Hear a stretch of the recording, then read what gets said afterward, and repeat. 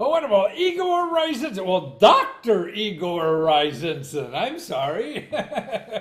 Spent a lot of time and money getting that doctor, so we want to use it. But more importantly, I mean, you're a practicing, dentist now.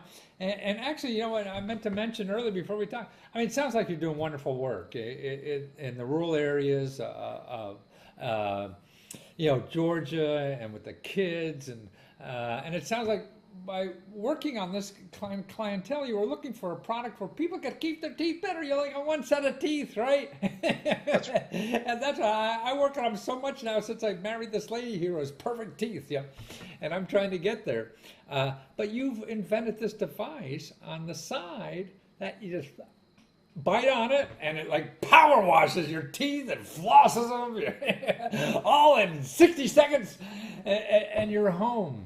God, it's just terrific. And you're raising money, on kickstarting, and you're knocking it out of the park. I mean, you thought you needed 16 grand to do this, and already up to $55,000. You got hundreds and hundreds of people who want this. And I could understand why they want it. I mean, it's a great thing.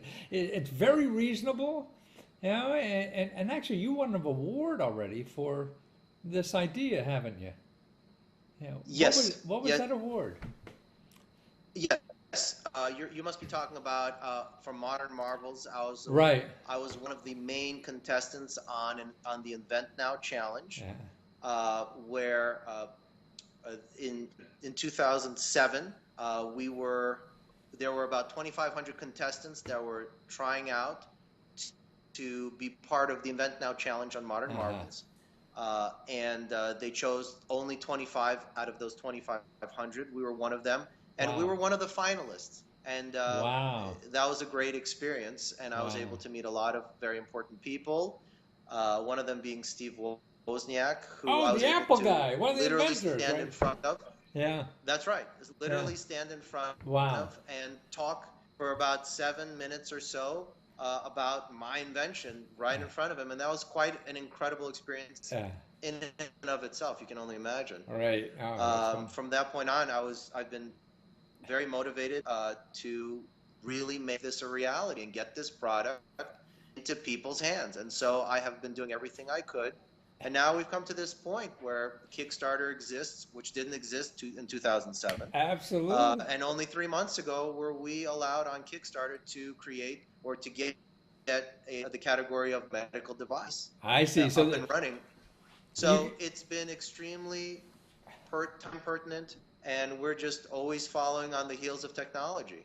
wonderful. Now on Kickstarter, you're a busy guy. You're taking care of patients every day too, and actually your wife's a dentist too. So you're running around. You got kids and everything. So doing a Yeah. campaign, did you? I'm curious. Did you feel you had to hire like publicity people and marketing people and all that to help you through that stuff? Correct, absolutely. I hired one of the largest online public relations companies called Vocus. Oh, Vocus. Uh-huh. They have a very large presence on the computer, online. They have a great history and track record.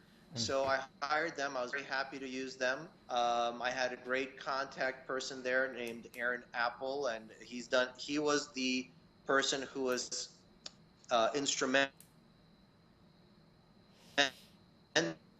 We're in losing getting you. all of our kind of put together. So Igor, you're saying we lost you a little bit there. So your contact there was instrumental in getting all your publicity and like probably arranging me and, and all Yes, this kind of stuff. yes. Because you're still in the middle of a He- campaign. You still have another week or two on the campaign, right? Yeah. Yeah. Yes. And Yeah. if Exactly.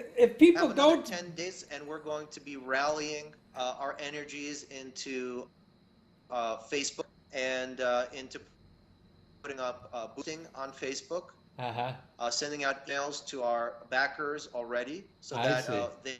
They tell other people. Yeah, get you're the word out that we have a push of $100,000 we're trying to raise by the end of 10. okay. Let me back up a little. I'm losing you a little bit. So let's start where. Let me start. So Igor, you have a push now on your campaign because you only have a few days left. And what does that push mean? What are you going to do? So the push campaign means that we're going to be trying to raise $100,000 by the next 10 days. Right now we're 56 and a half or Right. so. And what we're going to be doing is boosting on Facebook, emailing our backers, and reaching out through PR and reaching out through a program like yourself, you know, doing these kinds of fantastic interviews. I have a couple of interviews with other folks, and we're just getting the word out there as best as we can. Wonderful. Can't hurt, man. You can't know about it unless you know about it, right? You got to tell us about it, right? Well, that's amazing. And so then in about 10 more days, that'll be it. And then you go in production, and early next year you will have the thing. But more importantly, now if you buy it, it's like half price what it's going to be retail when it's finished, right? That's correct. Matthew. Thank you, Igor. Take care.